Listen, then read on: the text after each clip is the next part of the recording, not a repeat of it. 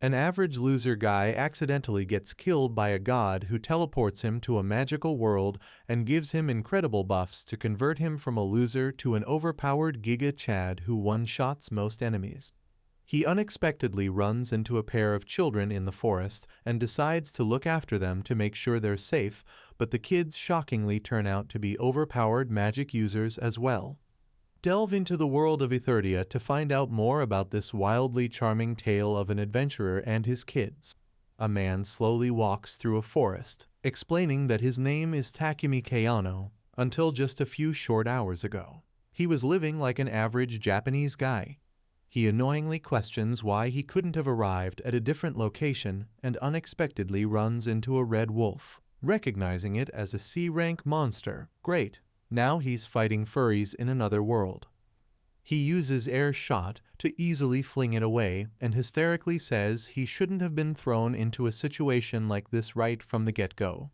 He decides to explain why someone like him is fighting monsters in another world. In a flashback, a boy hurriedly apologizes to him and gets on her knees. Caught off guard, Takumi looks around, wondering who she's apologizing to before realizing it's him. He questions who he is and where they are, hearing which he slowly gets up and looks at him, with tears threatening to spill out of her eyes. Flustered, Takumi remarks that he's making him look like a bad guy, so he introduces himself first, and the boy says she's Silphilo, asking him to call her Sil.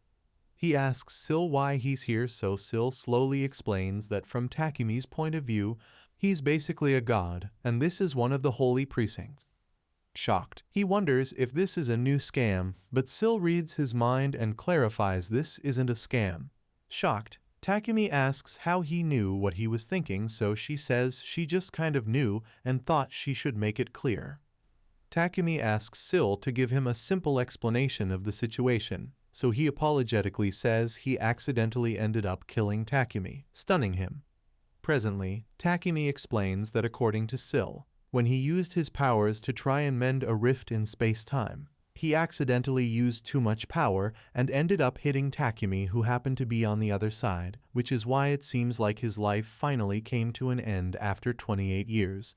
He adds that Sil was the one who made this body and Takumi was transported to Etheria, a world which Sil manages. Basic knowledge of this world, its language and various skills have been instilled into his body. Takumi remarks that despite this, he never knew he'd be transported to a forest filled with magical beasts. He checks his status and realizes he's younger too before noticing he's reached level 3 due to probably killing the red wolf. He remembers how Takumi promised to make his body strong. He examines the map and suddenly turns around to see a pair of kids. He sees they're a boy and girl and wonders if they're twins, admitting it's weird since there shouldn't be any villages nearby. He worryingly questions if they're lost and if they're with anyone, but they don't answer, so he asks about their parents. After not getting a response from them, he wonders if he can figure something out if he appraises them. Checking their status, he realizes there's no name and worryingly wonders what he should do. He smiles and assures them he's not scary, asking if they can come closer. They slowly approach him, and he cleans the cuts and nicks on their body before healing the bruises and wounds they'd gotten. Next, he gives them 2 Lanka fruits and explains, this is a space-time magic called inventory, and he can put lots of items here in a time-suspended state so they don't rot. They enthusiastically start gobbling up the fruits. He checks the other ingredients present in the inventory, but remarks that he can't cook without seasoning or a pot. Suddenly, he notices seasoning and a pot and realizes Sil has sent them over. He gives the kids a change of clothes Sil sent, but they aren't able to wear it, so he helps them put the clothes on. He says he's going to leave the forest now and head to town, asking if they would like to come with him. They look at each other for a moment and nod in agreement, so Takumi introduces himself and asks for their names, wondering if they even have names. Since they don't answer, he names them Alan and Elena before telling them to come with him. Seeing that they're able to easily keeping up with him, he sees that they must have some stamina, but they're only kids after all, so they'll take a snack break in a bit, or maybe even a full meal. He remembers that Etheria has rice tea even though it's called white barley here. Suddenly, Alan and Elena start rushing towards a group of giant boars. He hurriedly tries to stop them and decides to use magic to defeat the boars, but realizes they'll get hit as well if he attacks from this distance. Much to his shock, Alan and Elena easily take out the boars with a few kicks, seeing which Takumi questions what the hell these 5-year-olds are. They turn around and walk back to him, and he wonders if they ran off knowing there were giant boars there. He asks them to let him know before running off the next time they sense something near them, otherwise he'll get scared. He recalls they had a skill called danger detection, and admits them being strong isn't too much of a surprise considering they were completely safe in a forest like this. He remarks that this makes it look like he's being protected by these kids and wonders if it's a bad thing before the kids suddenly tug at his clothes and point to a large bear that suddenly appears close to them. Once he's spotted it, they run off and easily take it out as he realizes that they did actually tell him and appreciatively pats them. He puts the bear's corpse into his inventory and explains he'll sell it when they get to town, after which they can eat the meat too. Even after that, Alan and Elena kept defeating the monsters for him, and later, he says they should make camp for today and asks them to help him gather some firewood. He starts a fire using an ignition stone and says they should grill some meat and have dinner now. They happily eat the meat and he watches them with a smile, remarking that they've opened up a lot now after being so on guard when they first met and wondering if that means they've grown closer to him. He uses a barrier stone to create a barrier to protect them while they sleep, and later satisfyingly remarks that this was the beginning of his adventure in Etheria. Takumi remarks that after coming to this world, Etheria, he met Alan and Elena. They've been wandering through this forest for 3 whole days, and finally they arrive at the town of Sirin. A guard asks Takumi if he's come from Gaia Forest. When he says he is, they suspiciously look at him, and he realizes the danger level of Gaia Forest is a ranked, and having kids is probably weird. He clarifies that they came from the countryside since they wanted some medicinal herbs. They didn't go too deep into the forest, and these children are strong enough to defend themselves. The guard asks if they were able to collect the medicinal herbs and advises him to not push his luck too much nearby. He asks for their IDs, surprising Takumi, who realizes Sil never mentioned any IDs and explains he's come from a countryside village, so he doesn't have one yet. The guard decides to inspect and process him here and gives them crystals. Takumi realizes this is a magical item that checks all your criminal records. Neither the kids nor he should have a criminal past, but they don't really have valid identities yet. Good thing it doesn't scan for embarrassing exes. He clears them for entry and gives them their provisional IDs, telling them to make official IDs at the guild if their stay gets extended. Seeing the kids staring at him, the guard smiles at them, but they hide behind Takumi's legs. They safely get into town and wonders if the kids are afraid of strangers, seeing how scared they look. Firstly, he heads into a cathedral and asks Sil if he can hear him. Sil instantly appears before him and asks if he's gotten used to life here. He admits he's no sure, but thanks to his magic and the convenient items he's gotten, he's not really having a hard time. Seeing Sil's expression, he skeptically asks if there's something he hasn't told him yet. Flustered, Sil hurriedly asks what he's talking about and claims he has no idea what he means. Unconvinced, Takumi puts up a farce and says it looks like the kids have really grown attached to him and he feels bad for it, but if she doesn't know anything, he should probably hand them over to the orphanage.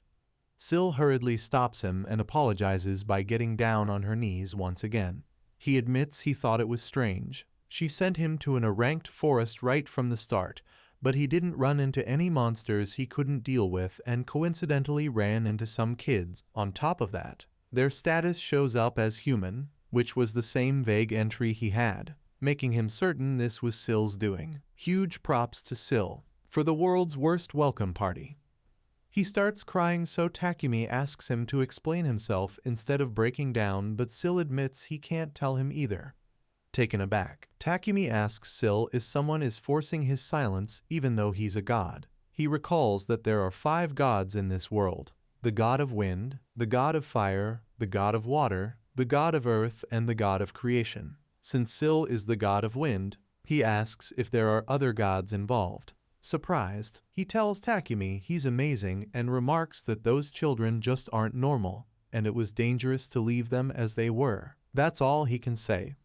Takumi agrees to not ask any more questions if he's allowed to get involved with those kids. Sil tells him that he can sense even though he's a retainer. He's just like a normal human while living here, so he shouldn't have any problems. Sil sighs and says he's a lifesaver, and Takumi asks if his existence was a godsend.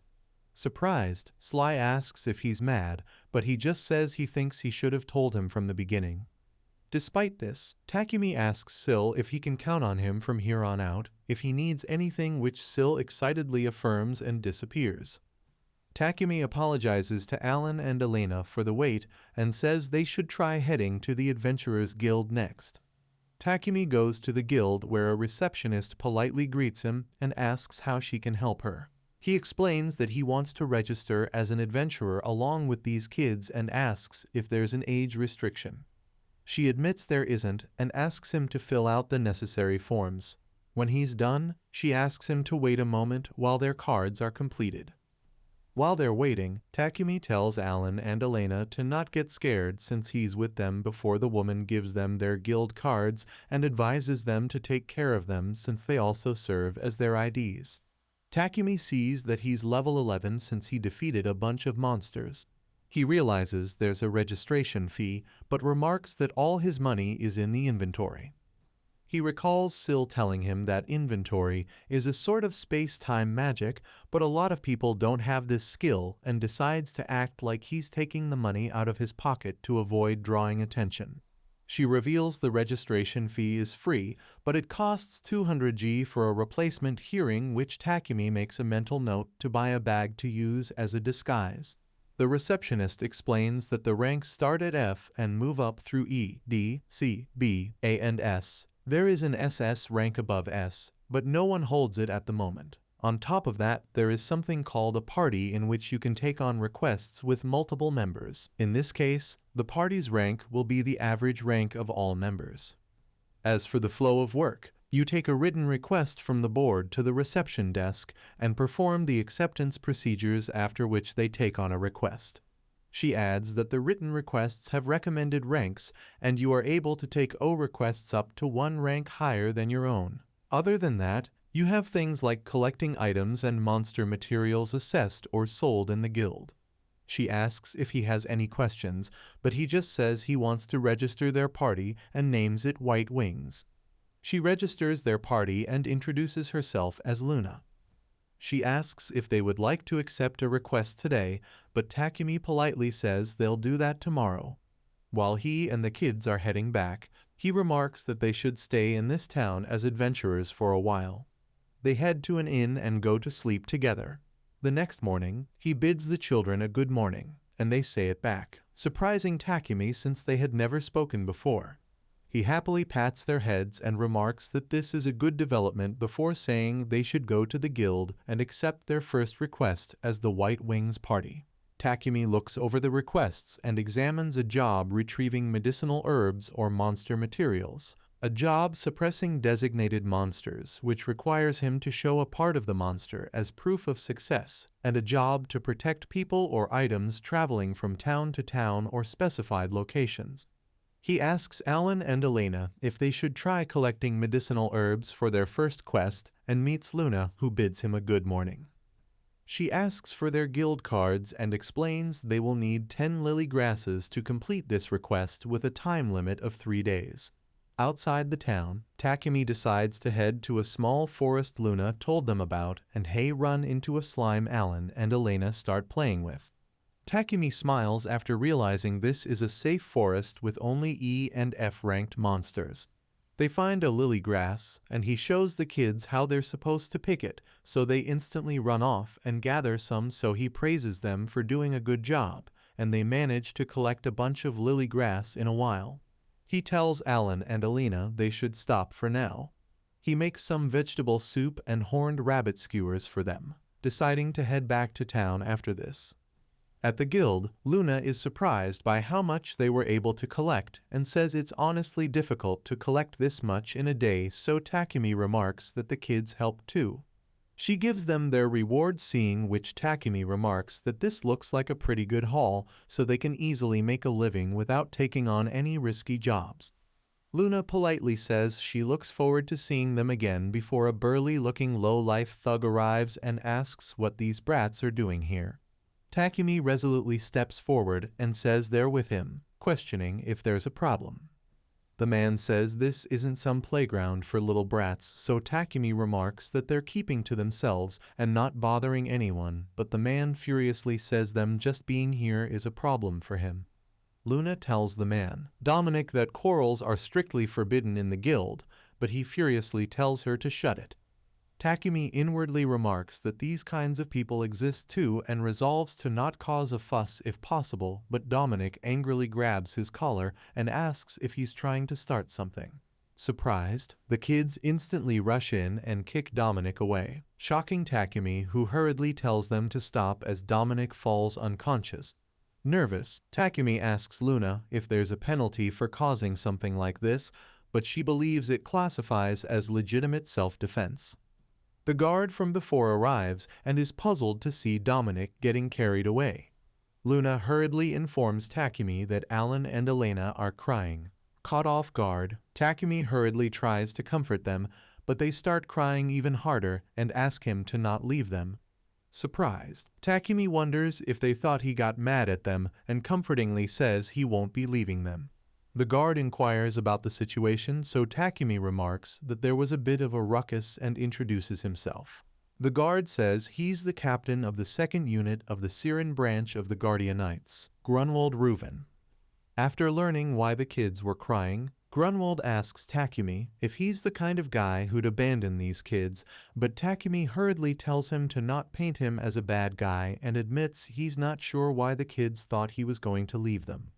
Grunwald asks if they're his siblings, but Takumi reveals that he met them for the first time in Gaia Forest, although he isn't sure if they were abandoned or lost. Grunwald remembers hearing about a carriage recently getting attacked in Gaia Forest, and Luna recalls how a group of slave traders heading this way from Argo Kingdom were attacked by monsters on the road. He questions if these two were dropped from the carriage to distract the monsters, and if there's any issue in him taking them in. Luna remarks that they don't show signs of being slaves and are probably orphans, and Grunwald says there's no problem whether Takumi wants to leave them at an orphanage or take care of them himself. He agrees to vouch for Alumni's status as a guardian and gives his word, asking them to call him Wald. Luna hurriedly asks Takumi if he managed to gather any material from Gaia Forest, and he remembers having some red wolf material, shocking her. Her eyes suddenly light up as Wald tells Takumi to sell it to her since she's gaga for resources. She gives Takumi a huge reward for the red wolf and asks Wald if he came here to speak with the guildmaster. He agrees and says he came here regarding the expedition and explains to Takumi that they thin out the monsters in Gaia periodically, since it would be a problem if they were left alone and started pouring towards the town. He adds that the forest is ranked and there are only so many people they can take with them, which is why Takumi is coming as well. Shocked, Takumi hurriedly says he's F-ranked, so Wald says there shouldn't be any problem if he can go kill the red wolf. He goes to meet the guildmaster and says he'll make an official request for him later, so he shouldn't try running away. Takumi asks Luna if he can refuse an official request, so she admits he can, but a request from the Order of Knights is a request from the country. He worryingly wonders if Alan and Elena will be alright and decides to leave, so Luna tells him to bring back more rare materials next time for her. Meanwhile, Wald meets the guildmaster and says he wants to gather adventurers as usual. He also places a special request for someone named Takumi Kayano. The guildmaster admits the name doesn't sound familiar, so Wald explains he's an F-rank rookie, but that doesn't necessarily mean he's average. Surprised, the guildmaster asks Wald if he's saying he acknowledges this man. Alan and Elena remark they were hungry. When they came to, they were together and wanted to leave. They wonder where they are and suddenly sense something coming before a warm hand reaches out to them and asks if they're alone. He calls them by their names, Alan and Elena, pats their heads and holds them tight. They ask him to not leave them and declare that they want to be together forever. Later, Takumi remarks that it hasn't even been a month since he came into this world, Ithirdia, but he's pretty much gotten used to life here. Their party, the White Wings, handle requests for 2 days, then rest for 1, and their lives as adventurers goes on according to this cycle. One day, he remarks that the bread here is good, but there's something missing. There are 3 types of bread, and they're all simple, which is fine, but he misses pastries and stuffed bread. He remarks that they can make jam by crushing Lanka fruit, and they have eggs as well. He heads to the Golden Wheat shop and tells the shopkeeper that he would like them to make custom bread for him. Takumi meets the shopkeeper's father, Rode, and gives them jam and custard cream, explaining that he wants them to make some bread with this inside, surprising them. He asks if it's not possible, but Rhodes just says he's never made anything like that before. Takumi decides to help them and shows how it's supposed to be made. Together, they make jam bread, cream bread, and Kiruru bread. Rhodes and his daughter, Michelle, are surprised by how good this is and asks Takumi if he can sell these at his store, even offering him some sort of royalty. Takumi says there isn't any need for that and that just being able to buy them is enough for him. Rhodes excitedly decides to try different recipes and says they're going to make a lot of these now. Later at the guild, Luna congratulates Takumi for reaching F rank and says reaching level 13 so quickly is unprecedented for a rookie. She happily tells Alan and Alina that they helped a lot as well and tells Takumi that he has officially been assigned a request. He realizes Wald was serious and tells Luna he'd like refuse this request, but she tells him to do so directly to the Order of the Knights. He sighs and accepts, so she asks him to bring back a lot of monster materials and asks if he's been to a labyrinth yet. Takumi recalls that there are 108 labyrinths in this world, according to the knowledge Syl instilled in him.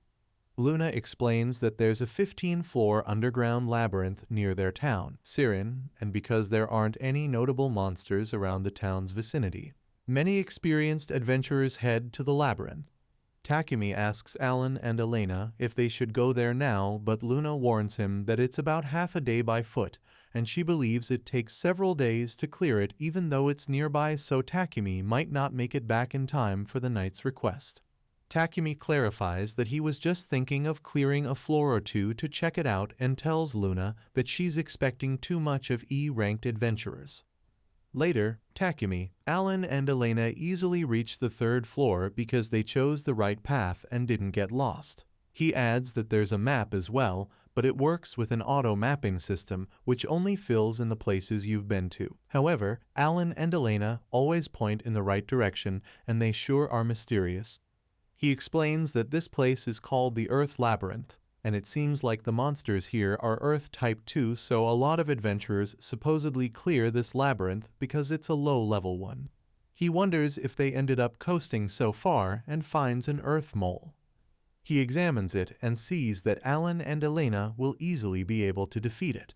He tells them to be careful, but they easily beat it like a well-oiled monster killing machine and are surprised to see that it's disappeared. Takumi explains that monsters disappear when you defeat them in a labyrinth, but an item appears in its place. He remarks that there are various types of dropped items and they don't know what will drop. Sometimes, they say the items are even precious or rare. They find a mole whisker that they can't sell and go down another floor. Takumi decides to stop since it should be time for dinner and makes soup and potato salad bread. Next, he casts a barrier, and they sleep in that floor. The next morning, Takumi sees that they've reached the 8th floor and decides to keep it a secret from Luna so they don't shock her. He notices that the monsters have gotten a bit stronger and are appearing in groups this time. They run into one with a tough shell, and he uses a spell, Wind Cutter, to penetrate its shell since that's more efficient than fighting it head-on. Suddenly, Alan and Elena sense someone coming and cling to Takumi's legs before a voice suddenly screams and asks him to run away, alarming him. Takumi, Alan and Elena see a party of adventurers getting chased by a horde of monsters, so he quickly shields Alan and Elena behind him, remarking that it looks like these monsters were too much for this party. He steps forward despite an adventurer stopping him and uses Wind Cutter to swiftly take out the horde, shocking the adventurers. Guess these adventurers need our Giga Chad MC's level of help. Next, Alan and Elena rush forward and easily take down the remaining monsters. Takumi thanks them for their help and asks if they're hurt. He asks them to pick up more dropped items for him, while he talks to this party and asks the adventurers if they got caught in a trap, so they hurriedly apologize. Takumi inwardly remarks that adventurers have unspoken rules. When someone first attacks a monster, his or her party has the precedence in suppressing the monster, and the one who defeats the monster has the right to its dropped items. Unless assistance is required, it is forbidden to get involved in someone's battle. And then there's one more. You're forbidden from pushing monsters into this mess. The leader of the party apologizes to Takumi for dragging him into this mess, as Takumi remarks that trying to run away while being chased by monsters and troubling others by doing so sometimes even leads to people even losing their lives because others intentionally send monsters their way, so what these kids did would fall into exactly that category. The leader once again apologizes and explains they were excited to find a hidden room, but monsters started pouring out when they opened it. Takumi tells them to be more careful of hidden rooms from now. Alan and Elena show him the items they picked up and suddenly point to a poison spider. The leader cautiously tells him to watch out since one can get paralyzed by its poison if they're bitten, but Takumi easily takes it out with air shot. He finds the dropped item stored inside a vial and examines it before the leader marvels at how easily Takumi defeated the spider. Takumi remarks that the monster is not that strong in battle if you just watch out for its stealth abilities, but the leader regretfully says they can't defeat it that easily and can't even reach it. Takumi is surprised to see that they don't have any magicians and asks why they can't make it fall with an arrow or a knife, but realizes they don't have anyone capable of long-distance attacks at all. The leader asks if it's bad, but Takumi says having one increases their options for attacks, so even if they have low attack power, they can shoot things down, and even a stone that's lying around can become a weapon. Alan and Elena happily take out a pair of spiders with rocks, shocking the leader before Takumi quickly clarifies that they're special and recalls that they had the throwing skill too. Later at the 10th floor, Takumi remarks that they're unexpectedly finding a lot of hidden rooms and similar places that haven't been found yet and wonders if it's because only a few adventurers have come this far. They find a treasure chest and Takumi checks to see if it's safe before opening it to find a stamina potion and a mana potion. He remarks that it's a low-level item so it doesn't do much, but he should hold on to them even though he doesn't need them right now. Alan and Elena suddenly take down a wild ape and remarks that their detection abilities and fighting sense, they move forward without hesitation and they find monsters really quickly. He wonders if it's pure instinct rather than training or precognition. He admits he's glad it's really powerful, which is probably what Sil is worried about, although he does get the feeling that he's really taking advantage of them. They notice a clay snake slowly approaching them, so Takumi tells Alan and Elena he'll handle it since it has poisonous fangs. As he uses Wind Cutter to take it down, Alan and Elena show him some giant bees flying towards them, so he says they can take care of them, but warns them to be wary of the stingers. Alan and Elena why taking down the group of bees, but are unexpectedly having problems, puzzling Takumi, who decides to help them. But he notices they're having a lot of fun and remark that no matter how you look at, it is after all a game of tag for them. Takumi sees that Alan and Elena are working together for a pincer attack, and they finally manage to take all the bees down, so Takumi praises them and sees that the bee dropped honey. He says honey's a pretty valuable item in Etheria and that they should work together to defeat tons of bees next time. As they're fighting another group of bees, Takumi remarks that they really are quick learners and wonders if he's taking it too easy with how effortlessly they're taking down the monster, although they sure look like they're having fun. He questions if he really is relying on him too much and makes French toast for them both with the honey they acquired from the bees. He notices another group of bees and decides to take care of them while the kids eat, but more start coming, so he kills them with air shot as well. Alan and Elena point out that even more are headed their way, hearing which Takumi realizes they're all being lured here by the scent of honey. He cheerily realizes they could use this method to defeat as many as they want and get more honey. While collecting, they arrived at the 1th floor and the door to the boss monster. Takumi admits it looks suspicious and decides to head in, but the door opens on its own. They enter a spacious hall where a giant earthworm instantly appears after a large explosion and notices that the encounter has been set up in such a way that they can't leave the room until they defeat the boss monster. He tells Alan and Elena to wait here and attacks the earthworm with Wind Cutter, but it rushes towards him without stopping, and Takumi notes that it's surprisingly agile despite its large size. It uses a spell, Sand Ball, to shoot magic towards Takumi, but he quickly dodges and uses Air Shot and Wind Arrow to attack it before finishing it off with another Wind Arrow. As the earthworm collapses, Takumi remarks that the battle ended surprisingly quickly and wonders whether it's because it's just a boss of a low-level dungeon or because he was given cheat-level abilities by Syl. Takumi receives a fang, a magic stone and worm meat, and remarks that he doesn't want to eat this even if it's high-quality meat. Alan and Elena ask if it's okay now and pat him on the head to praise him for doing a good job like he does to them. After they ended up completing the labyrinth, their guild cards had the title of Low-Level Labyrinth Conquerors on them as well, and Takumi realizes Luna's going to find out when he hands over his guild card. They arrive at the exit and find a teleportation device that returns them straight to the 1st floor. Alan and Elena show him a treasure chest, and they find flame burst balls that explode after magic is poured inside them, and they're moved a fixed distance away. Takumi decides to put them in his inventory for now, and they touch the teleportation crystal together.